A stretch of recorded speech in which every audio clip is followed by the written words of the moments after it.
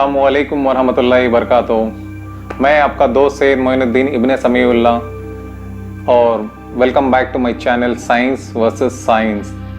मैंने सोचा एक छोटे से वक्फे के बाद बहुत ही जल्द लौट कर आऊँगा, लेकिन कुछ निजी ज़िंदगी के मसरूफियात की वजह से मैं नहीं आ पाया जल्दी। उसके लिए मुआज़रत चाहता हूँ। लेकिन पिछले साल लॉकडाउन में मैंने जो एक सीरीज़ की शुरुआत करी थी, the big bang, science versus science.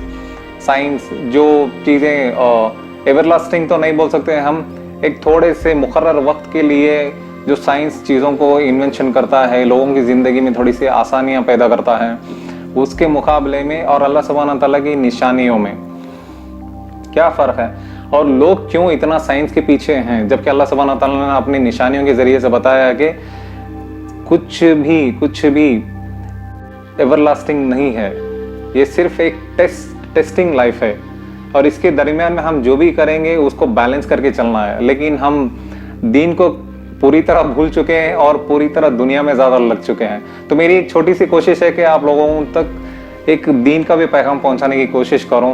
अल्हम्दुलिल्लाह, अल्लाह से यही उम्मीद है कि मुझे उसमें कामयाबी अता फरमाए, इंशाअल्लाह, आमीन। और बाकी जैसे कि आप लोगों को पता है कि मैंने इससे पहले एक 8-10 वीडियो डाल चुका हूँ। अगर उम्मीद है कि आप लोगों ने देखे होंगे वो वीडियोस, क्योंकि वो वीडियोस की क्वालिटी उतनी अच्छी है भी नहीं। आई नो दैट, बट इसमें कंटेंट जो है वो बहुत ही अच्छा है। थोड़ा सा पेशेंस रख के अगर आप वीडियो देखेंगे तो आपको तो उसमें कंटेंट बहुत अच्छा है, आपको समझ में आएगा कि मैं क्या कहने की कोशिश कर रहा हूँ। और उसके साथ ही साथ ये जो वक्फा मैंने 6 या 7 महीने का जो गैप लिया है, उसमें मैंने बहुत सारा गूगल सर्च, किताबें, कई सारी चीज़ों मैंने पढ़ी, कई सारी चीज़ों को जानने की कोशिश की इन डेप्थ, दोनों नज़रियों से, एक साइंस और साइंस में। लेकिन मुझे उसमें एक चीज़ अब जाके मुझे कुछ समझ में आ रही है कि why people are not getting the right message and why people are really bending towards the science instead of the Allah सुब्हानहू तआला साइंस। उसके बाद मुझे एक चीज़ समझ में आई कि यहाँ पे कुछ तो चीज़ मिसिंग है, तो मैंने सोचा कि अपनी तरफ से कुछ एक एक्स्ट्रा इनिशिएटिव लूँ ताकि पैगाम बहुत ही क्लियर पहुँचे आप लोगों तक।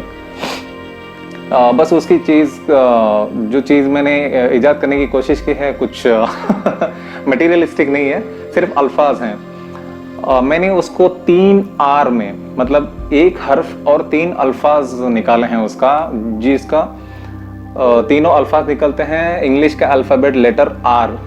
अगर आप लोग कोई मूवी का प्रमोशन वगैरह सोच रहे हैं तो बिल्कुल भी ऐसा नहीं है। मैं कोई फैशन इंडस्ट्री या फिर किसी फिल्म इंडस्ट्री से बिलोंग तो बिल्कुल भी नहीं करता हूँ कि मैं कुछ ऐसे ही प्रमोट करूँ। एब्सोल्युटली नॉट दैट, बट एक कुछ अलग ही उसका मीनिंग है जो मैं आपके सामने अभी रिवील करने के लिए जा रहा हूँ। बट उसमें 3 अल्फाजों में मैं सिर्फ 2 अल्फाज आप लोगों के सामने रखूँगा और तीसरा अल्फाज आपको खुद बताना पड़ेगा नीचे कमेंट बॉक्स में कमेंट करके कि वो तीसरा आर, जो तीसरे हर्फ का अल्फाज क्या हो सकता है। और आप लोगों के सामने वो 3 अल्फाज मैं अभी रखने जा रहा हूँ। सबसे पहला अल्फाज है, आर से ही शुरू होगा, इंग्लिश में कहते हैं रीड और अरबी ज़बान में उसको कहते हैं इक़रा, और इस्लाम भी इसी हर्फ से शुरुआत हुआ है, इक़रा बिस्मि रब्बिकल लज़ी ख़लक़।